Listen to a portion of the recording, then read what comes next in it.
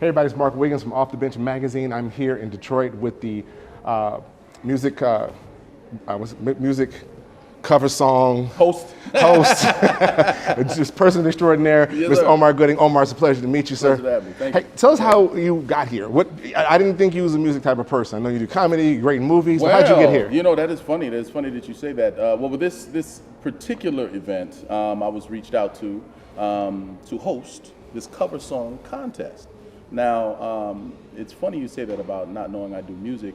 My father was a singer, Cuba Gooding Sr. The main ingredient. Everybody plays the fool, just don't want to be lonely. Okay. People don't know that. That Oh, was wow. my father. That was your okay. That was all right, my all right. father. My brother, his son, Cuba Gooding Jr., the actor. We know about that. But my father and I, were very close. We had a couple of deals that were in the works back in the early 2000s. You know what I mean? Because I did music all the way through my acting career at the same time. It was a parallel career. So people hear me. They hear my hip hop, and they're just kind of blown away. Like, damn, where have you been hiding this? I'm like, well, I'm acting. I've been very busy as an actor, successful and blessed, my entire life. But in between gigs and, it could be in between takes, I write. Okay. You know what I mean? Right. I go in the studio, I work on my craft, I hone my craft. And I put out an album a few years ago, which I recently took down because I'm going to bring another album out. Okay. You're going to remix? You're going to get a remix in it? Remastered and put it back out. I took it down, but there's two singles that are still out. One is called Swim, and another one is called Homage, produced by Focus from Aftermath. So production-wise, it's incredible. And recently, I met a brother by the name of Stephen Ellis. Now, Stephen Ellis goes by the name of Keys the Mogul as a producer, right? And he had the idea of remixing one of my dad's songs. Oh, wow. So he sent me the beat. I was driving when I heard it. I had to pull over. Like, it was that serious, right? So, I had a nice conversation with him. And I said, we're definitely going to work together. So we're putting together an album now. But I finished a song called Legacy. Now, Legacy will actually be available on all streaming platforms April 28th, which is the day after my father's birthday. Okay. So that's at the end of this week, depending on when you guys are watching this. So go ahead and download Legacy right now and give it a listen by yours truly. And it features my father's vocals throughout the whole thing. Wow. You know what I mean? So it's awesome. So I've always been into music. And when they approached me about hosting this cover song contest, I said, oh, absolutely. Anytime you have a platform that can showcase talent that people may not have heard of before, but they get their chance to shine and be judged by people that are successful. I think it's just a wonderful thing, and I couldn't wait to be a part of it. That's absolutely crazy. First of all, thanks for the history drop. No one knew that. I did not know that you get music, got a little music in your stuff, and definitely want to hear the album when it drops. Yes, sir. In our platform, I talk about the off-the-bench moment, athletically back, like that moment you made the move to get from what you were dreaming about doing to what you actually are doing now. So when was that for you into comedy and music and acting? Well, interestingly enough for me, it was all in the blood. We talked about my father being a singer. My mother was also a singer. She was signed to Brunswick at a group called the Sweethearts. They met, and then she decided to be the housewife while he went out and, chased the dream, so to speak.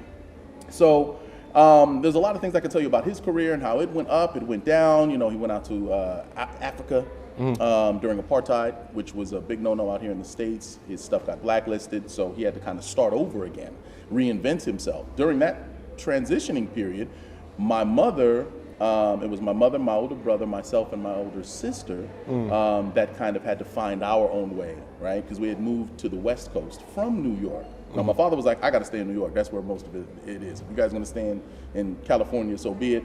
I'll see you when I see you. You know what I mean? They had divorced. They got remarried. There was a whole bunch of stuff going on. But for me personally, my brother always knew he wanted to be an actor. So he had an agent. And one day while I was riding around with my big bro in the car, he's 9 years older than me. A lot of people know that. There's a big gap between us. So I was the little brother, just, hey, go in there and grab a script for me. And I run in and I pick up a script from his agent. His agent takes one look at me. I'm smiling from ear to ear, little 9-year-old kid, just, hey, what's up? How you doing? I'm picking a script from my brother. She's like, I love how you talk and you articulate at 9. Have you ever thought about being a little actor? And I was just like, not really. I mean, I saw Star Search once. Right. And then Star they have, Search. like the kids Star Search where the kids sit up there and they do their, they have their little, the acting competition thing. And I remember thinking to myself, that doesn't look that hard, right? So she sends me out on 2 auditions and I book one. Oh, wow. Right? First time out, didn't know anything. Like the first audition was just terrifying. It was like for some TV show or whatever and some high rise. Second one was for an industrial film for McGruff the Crime Dog. No, so educational film. I love McGruff. Right, yeah. And, it was more comfortable. Kids were relaxed. throwing a football around. I got relaxed, went in there and booked it, and the rest was history. Wow. It only took me a couple years to land my first regular series role on a show called Wild and Crazy Kids for Nickelodeon. That thing ran for 3 years. Immediately after that, I booked a show called Hang with Mr. Cooper that ran for the next 5 years. Mr. Cooper, that's classic. That's right? a classic. Right? That's and a then classic. right when that ended, one of the executive producers that used to run on that said, I got a new show called Smart Guy we'd love you to be a part of. Boom. Next thing you know, I'm 24 years old. You know what I mean? So my moment just kind of came and just kind of, I just rode with it. Now, out of all the things you've done, what would you say was your best role, your best piece that you've ever done? It's tough, man. I got a lot of favorites. I mean, I really loved Smart Guy because it was probably the easiest job. It showcased my comedic talent from, when I started. It was a nice little journey that I went on. By the time I got to Smart Guy, it was like the best writing in the world as far as I was concerned. It was like, this is made for me, And then I get a call from John Singleton, the late great, who says, man, I got this role for you called Baby Boy. I want to send you the script. You hit the gym, see me in about 3 months, and let's talk. When I read the script, it blew my mind. Wow. Because everything I talked about was me as an actor, as an entertainer. That's what people know, that's what people see, but they don't know how I move around personally. So, growing up in Los Angeles, California, in the LA County, Sure. A lot of my friends were from the inner city, and these were the guys that I trusted to have my back when I moved around. You understand what I'm saying? Like people say, oh, all these famous guys, you guys ever hang out? I'm like, no. If something go down, I hope Leonardo DiCaprio can fight. Like, no. I had some brothers I knew could, handle their business and handle their own while also look after me when people are trying to take advantage of you. So I really was able to relate to that script. And it definitely changed my life because at the time in my career, I wanted to be in these type of movies. I wasn't taken seriously because I was a comedic sitcom actor, But once they saw that movie, all of that changed. So I'm eternally grateful to John Singleton. Do you like stand-up at all? I do like stand-up. Are you going back out? Because I don't remember you out in a while. Have you been out in a while? What do you mean out of it? Stand-up and on the stand-up tour. No. So I don't. What I do is I have a comedy show. I have a club in LA, right? So I come out. I'll do like the. It's funny too because there's no pressure on me. Right. Because I'll come out, welcome the crowd, make a couple little jokes here and there. As soon as it gets quiet, y'all ready for your first comedian. Like you know what I'm saying? Okay. And I come in and out and kind of do that type of thing. And I'll try sets out and just kind of see how it is, but it's real comfortable. But I've done a couple. I did one in Bakersfield, and it was huge crowd. It was great. And I remember thinking, this is a job. This ain't, I don't want to do it lightly. If you're not prepared, you don't have your sets down, don't get your butt up on stage. And I've seen people bomb that thought they were good, and other people that I just really respected a lot. So awesome. Last question for you. I know you're busy. Thank you for the time. No problem. Next project come out beside the music. I know you said that's coming out April 28th. April 28th. Streaming on all platforms where you stream your music. Wherever you get your music. Yes. Any more shows come out? Any more movies coming out? So right now I'm working on a series called Saturdays.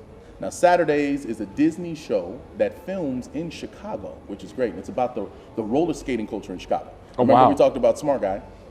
Smart Guy was actually on the WB, and then Disney Channel picked it up. So a lot of people, the first time they saw it was Disney. So Smart Guy played the best friend of the main character, so forth, named Mo. Now I'm playing the dad on the show. So see, it goes full circle. And it's on Disney Channel every Friday night. It's a new episode.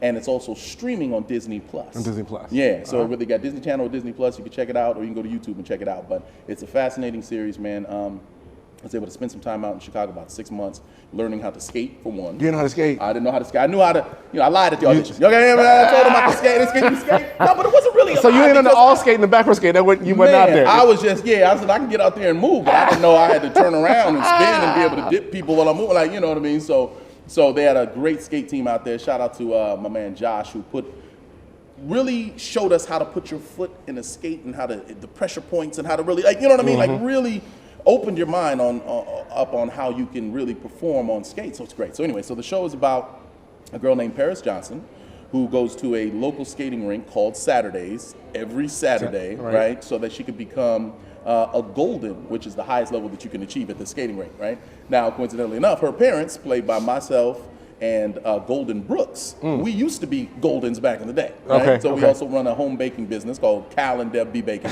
So, we bring that veteran comedic, prowess to the show. Absolutely. You know what I mean? So when you watch the show, yes, it's based and centered around the 14-year-old kids, but there's something for everybody. When you see the parents come on, you already know, okay, that's, if you're a little bit older, all right, I remember Girlfriends, a Smart Guy, and then, okay, they're going to bring that to the show. So so we have that. We even Yo-Yo's a part of the show. She plays the Duchess at the skating got Yo-Yo rink. out. Okay. Yo-Yo's out. She's skating backwards. And she's cold-blooded with it. She was cold with the skates already. I said, okay, Yo-Yo, I'll see you in practice. She's like, you ain't gonna see me because I'm already. I said, okay. So she's killing it. We got Jermaine Harris, who plays my son, amazing young talent. Timothy Johnson Jr. plays his best friend, and they're like the DJs at it. You got Peyton Baz Knight and Daria Jones, who round out the cast as the other girls that compete with my daughter on the show. Once again, her name is Danielle Jaladay. Y'all gonna love her. And it's just a real strong black comedy. It is produced by Norman Vance Jr. is the showrunner. He's the head, the big dog. Right. He's the big dog. He's the one that, I've never seen a guy that's so hands-on as him. You know what I mean? And it's like one of those things where we'll have to set up, everything's good to go. All right, we ready? Moving on next. Now hold on. He'll whisper in somebody's ear and they'll be like, all right, he doesn't like it, strike it, start it over. You know what I mean? I'm like, start over. It's really the truth. And Marseille Martin from Blackish is our other executive producer. She's 18 years old.